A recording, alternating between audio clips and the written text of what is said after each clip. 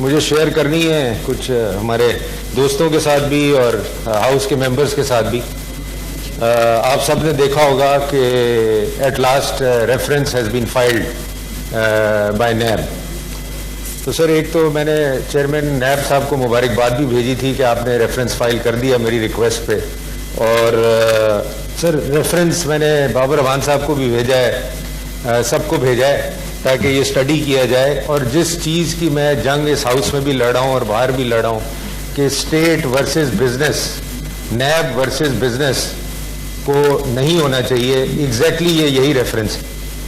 और फर्दर मैं ये कहना चाहूँगा कि एक अजीब सा माहौल है कि 29 दिसंबर को ये न्यूज़ रिलीज़ की जाती है नैब बोर्ड से कि जी हमने रेफरेंस जो है फाइल कर दिया फलाने फलाने के ख़िलाफ़, और उसके बाद जब उनसे कांटेक्ट किया जाता है कि जी रेफरेंस किसके ख़िलाफ़ हुआ, तो उन्होंने कहा जी अभी हमने रेफरेंस फाइल ही नहीं किया।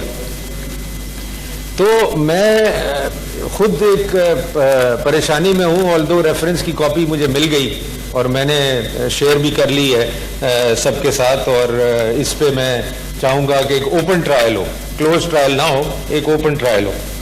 मगर सर मैं आपको सिर्फ इस हाउस को बताना चाह रहा हूँ जो खतरात हैं। खतरात क्या हैं जो बिजनेस के साथ नैब का इन्वॉल्वमेंट है, कि हमने बड़ी कोशिश करके एफबीआर को बैंकों के अकाउंटों से बचाया और बैंक अकाउंट्स को लोगों के रोका कि एफबीआर लोगों के बैंक अकाउंट में ना जाए। आज यही काम एफबीआर ने तो बंद कर दिया, इवेंचुअली लोगों के अकाउंट से पैसे निकाल दिए जाते थे, और लास्ट चेयरमैन एफबीआर जो आया उसने कहा कि without the permission of chairman FBR बैंकों से पैसे नहीं निकाल। आज यही काम नैब कर रही है। नैब हर आदमी के अकाउंट में घुस जाती है। और आपको मैं मजे की बात बताऊं, स्टेट बैंक हमारा हॉस्टेज है, और वो खुद, क्योंकि मेरा इंटरेक्शन रहता है स्टेट बैंक से, वो कहते हैं जी हम कुछ नहीं कर सकते, ये नैब से आया है तो हमें ये अकाउंट की डिटेल भेजनी है।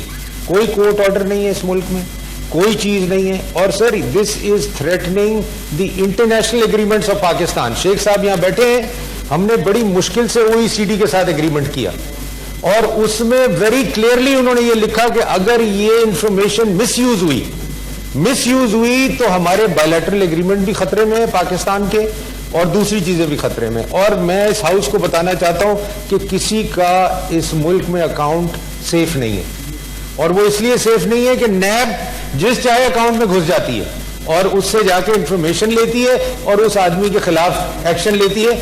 आज भी आपने सुना होगा कि जी आज औरतों के बारे में खबर लगी हुई है कि इतने करोड़ रुपए इसको इस औरत ने दिए, और इस आदमी ने दिए, और इसने इस आदमी ने दिए। तो मेरा कहने का मतलब ये है कि ये एक बड़ी खतरनाक चीज है, और इसको मैं शेख साहब क्योंकि बैठे हैं, मैं इनको कहूँगा कि इसमें ज़रूर अपना इनपुट डालें, ये समझते हैं इन चीज़ों को, और इस चीज़ को हर हालत में रोकें।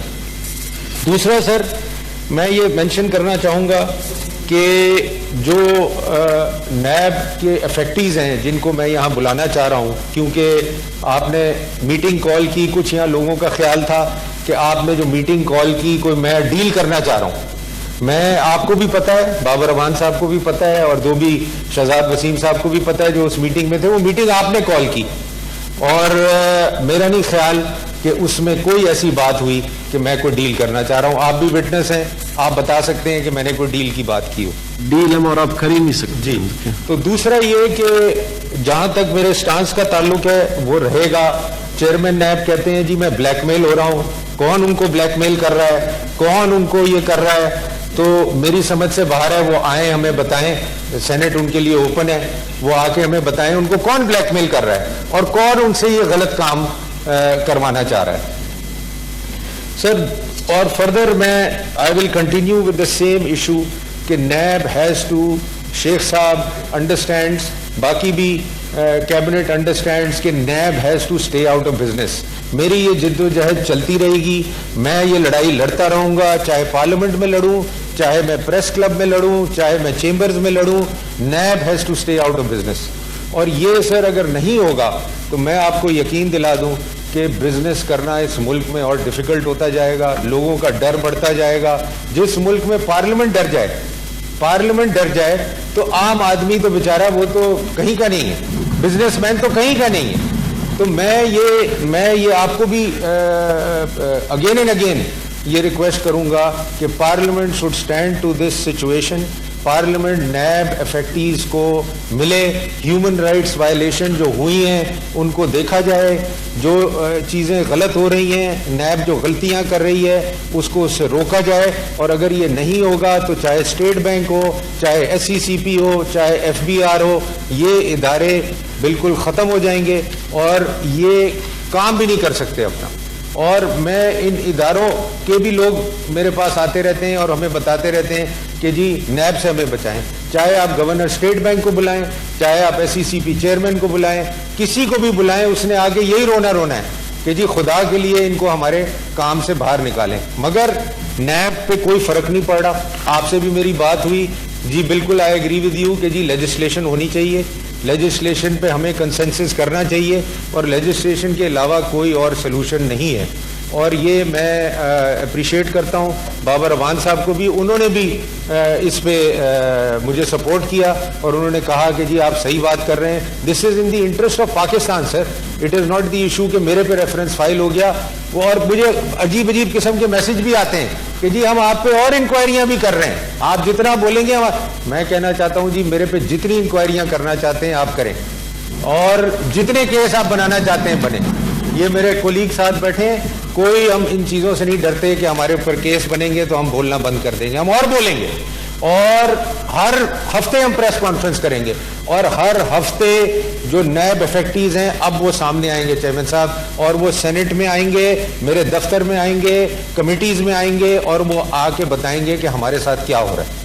तो मैं आपको अगेन एंड अगेन ये रिक्वेस्ट करूंगा कि आप इस इशू को, और ये जो कैबिनेट को भी यहाँ वज़रा बैठे हुए हैं इनको भी, कि इसको ये मेरी कोई पर्सनल लड़ाई नहीं है चेयरमैन साहब, मैं अपने के I give a damn about this case, मेरे पे 10 केस बने मुझे नहीं परवाह, मगर private citizen of Pakistan and business people should not be subject to the NAB torture that they are going through.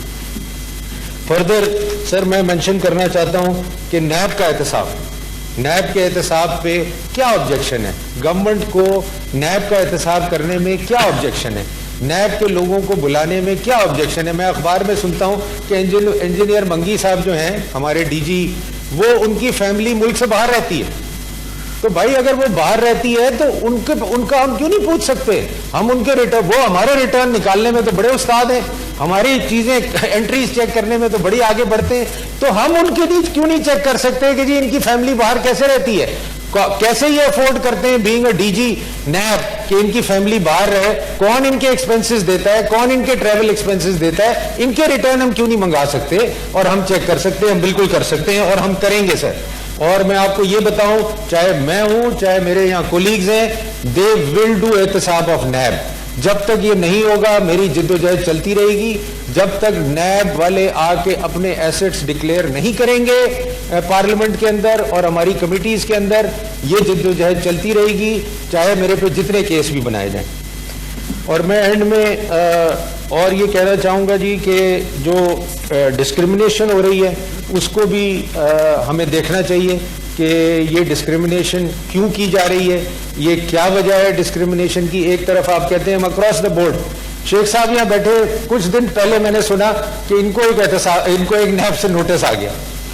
अब मैं सोच रहा था कि when he was a minister, मुझे तो याद नहीं है 2 साल पुरानी बात कि मैंने किया, when he was minister in Sindh government, इन्होंने क्या चीजें अप्रूव की होंगी, क्या साइन की होंगी, मैं नहीं समझता कि इनको याद है, मैं नहीं समझता कि ये याद कर सकते हैं। और इस किस्म का नोटिस इनको आना चाहिए और पूछना चाहिए इनसे। हाँ, अगर वैसे आप कोई चीज पूछना चाहते हैं तो what is the need of the notice.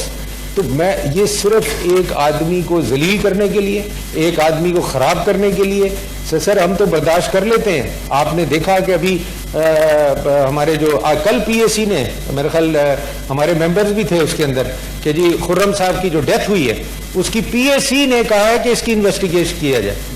और सर मैं आपको भी रेकमेंड करूंगा जो सुसाइड जो लोगों ने कमिट किए हैं, जो लोग मरे हैं, उनके प्लीज मैं मेंबर से भी रिक्वेस्ट करूंगा उनके घर जाएं और उनकी बातें सुने कि उनके साथ क्या हुआ है। मैं भी जाऊंगा, आप भी जाएं, क्योंकि ये सर ये एक ऐसा इशू है कि पूरे मुल्क को थ्रेट कर रहा है, हर आदमी को थ्रेट कर रहा है। तो मैं ये अपनी जिद्दोजहद जारी रखूंगा। और वंस अगेन मैं ये कहना चाहता हूं कि अगर चेयरमैन नैब ब्लैकमेल हो रहे हैं, सेनेट मौजूद है, नेशनल असेंबली मौजूद है, हमारी कमिटीज मौजूद हैं, आके हमें बताएं कि उनको कौन ब्लैकमेल कर रहे हैं। Thank you ji. Babar Awan sir. Thank you very much.